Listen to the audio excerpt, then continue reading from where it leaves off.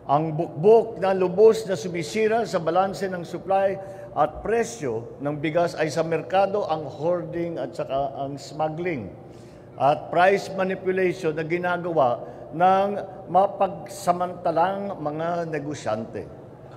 Sa bagong Pilipinas, bawal ang smuggler, bawal ang hoarder, at bawal din ang mga mapang-abuso na mapagsamantala sa ating bayan. Asahan po ninyo na hindi kami titigil sa patuloy na pagbuwag sa mga smuggler at hoarder na nagpapahirap sa taong bayan. Alam ko pong magiging mahirap ang labang ito dahil matagal na silang namamayapag sa kalakaran.